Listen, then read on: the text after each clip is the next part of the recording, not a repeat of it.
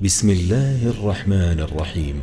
الحمد لله الذي أنزل على عبده الكتاب ولم يجعل له عوجا قيما لينذر بأسا شديدا من لدنه ويبشر المؤمنين الذين يعملون الصالحات أن لهم أجرا حسنا ماكثين فيه أبدا وينذر الذين قالوا اتخذ الله ولدا ما لهم به من علم ولا لآبائهم كبرت كلمة تخرج من أفواههم إن يقولون إلا كذبا فلعلك باخع نفسك على آثارهم إن لم يؤمنوا بهذا الحديث أسفا إنا جعلنا ما على الأرض زينة لها لنبلوهم أيهم أحسن عملا وإنا لجاعلون ما عليها صعيدا جرزا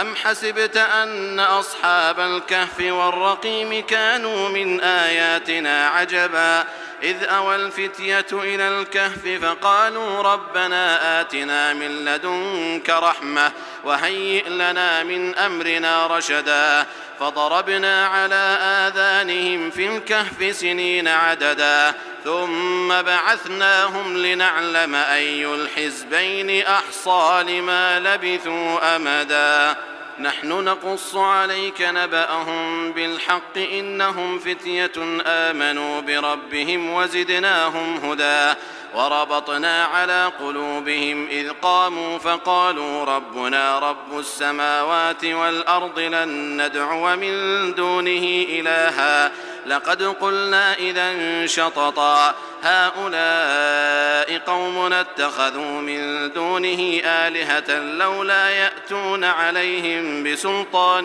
بين فمن أظلم ممن افترى على الله كذبا وإذ اعتزلتموهم وما يعبدون إلا الله فأووا إلى الكهف ينشر لكم ربكم من رحمته ويهيئ لكم من أمركم مرفقا وترى الشمس إذا طلعت تزاور عن كهفهم ذات اليمين وإذا غربت تقرضهم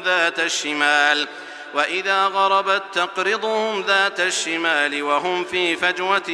منه ذلك من آيات الله من يهد الله فهو المهتد ومن يضلل فلن تجد له وليا مرشدا وتحسبهم أيقاظا وهم رقود ونقلبهم ذات اليمين وذات الشمال وكلبهم باسط ذراعيه بالوصيد لو اطلعت عليهم لوليت منهم فرارا ولملئت منهم رعبا وكذلك بعثناهم ليتساءلوا بينهم قال قائل منهم كم لبثتم قالوا لبثنا يوما أو بعض يوم قالوا ربكم أعلم بما لبثتم فابعثوا أحدكم بورقكم هذه إلى المدينة فلينظر أيها أزكى طعاما فليأتكم برزق منه وليتلطف ولا يشعرن بكم أحدا إنهم إن يظهروا عليكم يرجموكم أو يعيدوكم في ملتهم ولن تفلحوا إذن أبدا وكذلك أعثرنا عليهم ليعلموا أن وعد الله حق وأن الساعة لا ريب فيها إذ يتنازعون بينهم أمرهم فقالوا ابنوا عليهم بنيانا ربهم أعلم بهم قال الذين غلبوا على أمرهم لنتخذن عليهم مسجدا سيقولون ثلاثة رابعهم كلبهم ويقولون خمسة سادسهم كلبهم رجما بالغيب ويقولون سبعة وثامنهم كلبهم قل ربي أعلم بعدتهم ما يعلمهم إلا قليل فلا تمار فيهم إلا مراء ظاهرا ولا تستفت فيهم منهم أحدا ولا تقولن لشيء إني فاعل ذلك غدا إلا أن يشاء الله واذكر ربك إذا نسيت وقل عسى أن يهديني ربي لأقرب من هذا رشدا ولبثوا في كهفهم 300 سنين وازدادوا 9 قل الله أعلم بما لبثوا له غيب السماوات والأرض أبصر به وأسمع ما لهم من دونه من ولي ولا يشرك في حكمه أحدا واتل ما أوحي إليك من كتاب ربك لا مبدل لكلماته ولن تجد من دونه ملتحدا واصبر نفسك مع الذين يدعون ربهم بالغداة والعشي يريدون وجهه ولا تعد عيناك عنهم تريد زينة الحياة الدنيا ولا تطع من أغفلنا قلبه عن ذكرنا واتبع هواه وكان أمره فرطا وقل الحق من ربكم فمن شاء فليؤمن ومن شاء فليكفر إنا أعتدنا للظالمين نارا أحاط بهم سرادقها وإن يستغيثوا يغاثوا بماء كالمهل يشوي الوجوه بئس الشراب وساءت مرتفقا إن الذين آمنوا وعملوا الصالحات إنا لا نضيع أجر من أحسن عملا أولئك لهم جنات عدن تجري من تحتهم الأنهار يحلون فيها من أساور من ذهب ويلبسون ثيابا خضرا من سندس واستبرق متكئين فيها على الأرائك نعم الثواب وحسنت مرتفقا واضرب لهم مثل الرجلين جعلنا لأحدهما جنتين من أعناب وحففناهما بنخل وجعلنا بينهما زرعا كلتا الجنتين آتت أكلها ولم تظلم منه شيئا وفجرنا خلالهما نهرا وكان له ثمر فقال لصاحبه وهو يحاوره أنا أكثر منك مالا وأعز نفرا ودخل جنته وهو ظالم لنفسه قال ما أظن أن تبيد هذه أبدا وما أظن الساعة قائمة ولئن رددت إلى ربي لأجدن خيرا منها منقلبا قال له صاحبه وهو يحاوره أكفرت بالذي خلقك من تراب ثم من نطفة ثم سواك رجلا لكن هو الله ربي ولا أشرك بربي أحدا ولولا إذ دخلت جنتك قلت ما شاء الله لا قوة إلا بالله إن ترني أنا أقل منك مالا وولدا فعسى ربي أن يؤتيني خيرا من جنتك ويرسل عليها حسبانا من السماء فتصبح صعيدا زلقا أو يصبح ماؤها غورا فلن تستطيع له طلبا وأحيط بثمره فأصبح يقلب كفيه على ما أنفق فيها وهي خاوية على عروشها ويقول يا ليتني لم أشرك بربي أحدا ولم تكن له فئة ينصرونه من دون الله وما كان منتصرا هنالك الولاية لله الحق هو خير ثوابا وخير عقبا واضرب لهم مثل الحياة الدنيا كماء إن أنزلناه من السماء فاختلط به نبات الأرض فأصبح هشيما تذروه الرياح وكان الله على كل شيء مقتدرا المال والبنون زينة الحياة الدنيا والباقيات الصالحات خير عند ربك ثوابا وخير أملا ويوم نسير الجبال وترى الأرض بارزة وحشرناهم فلم نغادر منهم أحدا وعرضوا على ربك صفا لقد جئتمونا كما خلقناكم أول مرة بل زعمتم أن لن نجعل لكم موعدا. ووضع الكتاب فترى المجرمين مشفقين مما فيه ويقولون يا ويلتنا ما لهذا الكتاب لا يغادر صغيرة ولا كبيرة إلا أحصاها ووجدوا ما عملوا حاضرا ولا يظلم ربك أحدا. وإذ قلنا للملائكة اسجدوا لآدم فسجدوا إلا إبليس كان من الجن ففسق عن أمر ربه أفتتخذونه وذريته أولياء من دوني وهم لكم عدو بئس للظالمين بدلا. ما أشهدتهم خلق السماوات والأرض ولا خلق أنفسهم وما كنت متخذ المضلين عضدا. ويوم يقول نادوا شركائي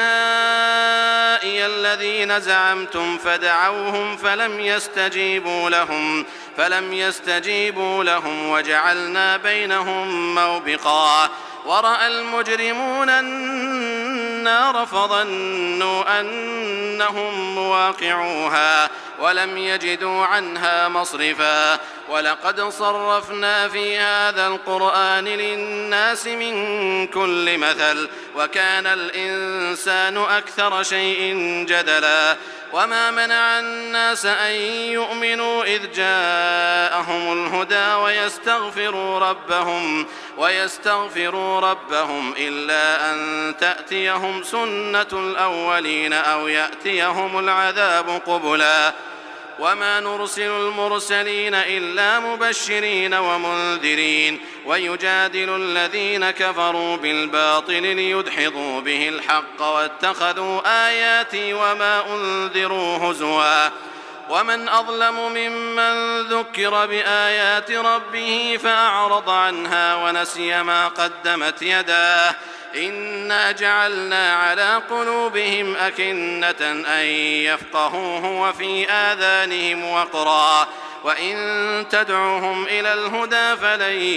يهتدوا إذن أبدا. وربك الغفور ذو الرحمة لو يؤاخذهم بما كسبوا لعجل لهم العذاب بل لهم موعد لن يجدوا من دونه موئلا. وتلك القرى أهلكناهم لما ظلموا وجعلنا لمهلكهم موعدا. وإذ قال موسى لفتاه لا أبرح حتى أبلغ مجمع البحرين أو أمضي حقبا فلما بلغا مجمع بينهما نسيا حوتهما فاتخذ سبيله في البحر سربا. فلما جاوزا قال لفتاه آتنا غداءنا لقد لقينا من سفرنا هذا نصبا. قال أرأيت إذ أوينا إلى الصخرة فإني نسيت الحوت وما أنسانيه إلا الشيطان أن أذكره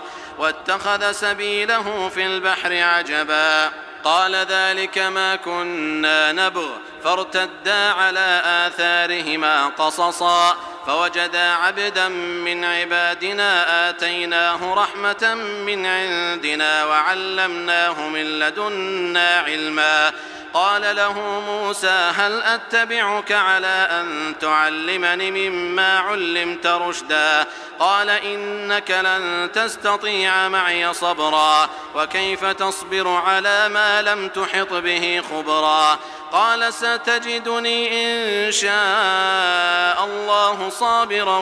ولا أعصي لك أمرا. قال فإن اتبعتني فلا تسألني عن شيء حتى أحدث لك منه ذكرا. فانطلقا حتى إذا ركبا في السفينة خرقها قال أخرقتها لتغرق أهلها لقد جئت شيئا إمرا. قال ألم أقل إنك لن تستطيع معي صبرا. قال لا تؤاخذني بما نسيت ولا ترهقني من أمري عسرا. فانطلقا حتى إذا لقيا غلاما فقتله قال أقتلت نفسا زكية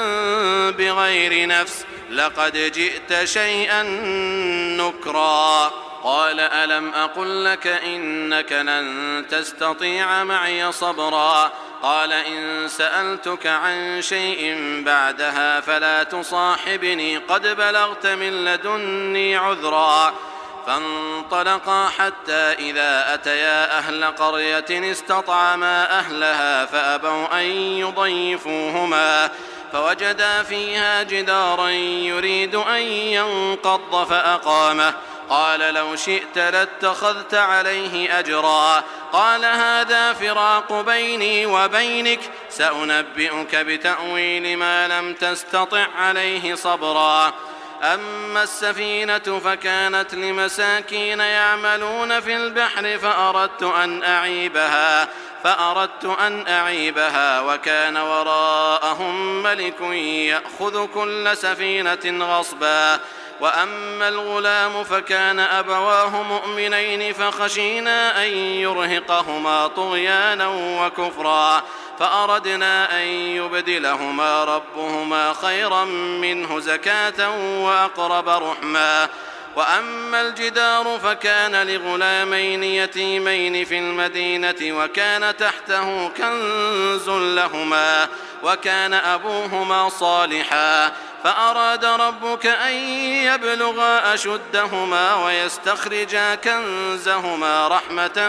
من ربك وما فعلته عن أمري ذلك تأويل ما لم تسطع عليه صبرا ويسألونك عن ذي القرنين قل سأتلو عليكم منه ذكرا إنا مكنا له في الأرض وآتيناه من كل شيء سببا فأتبع سببا حتى إذا بلغ مغرب الشمس وجدها تغرب في عين حمئة ووجد عندها قوما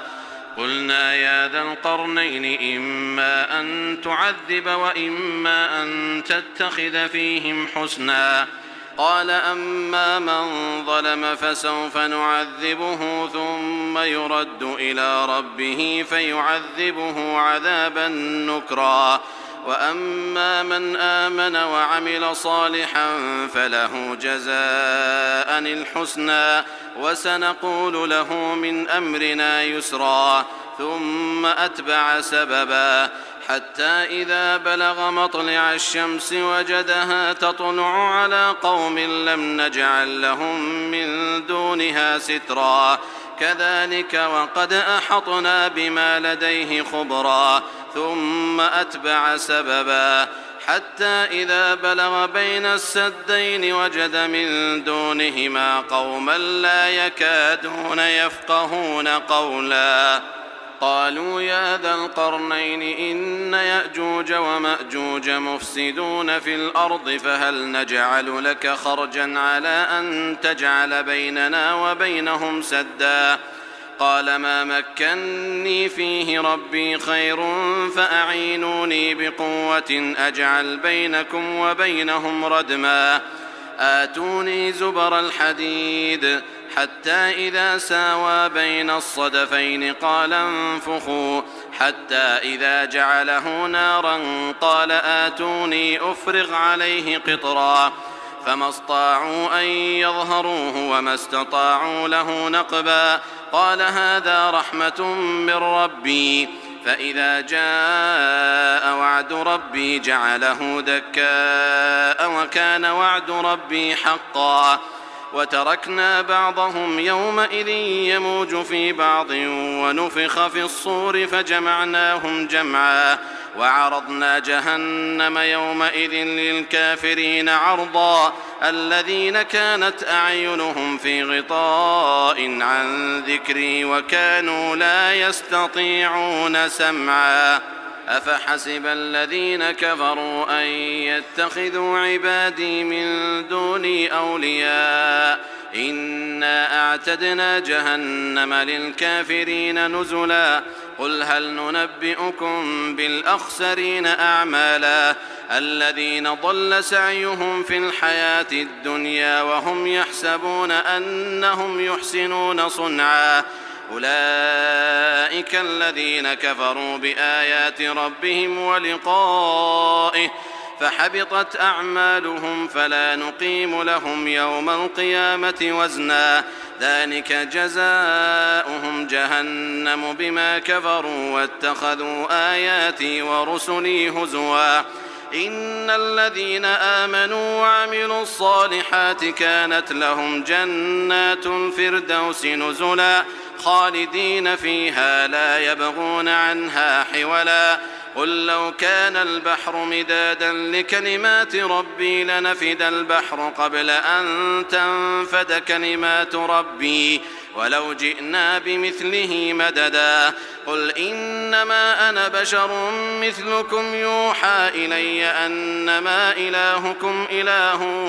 واحد فمن كان يرجو لقاء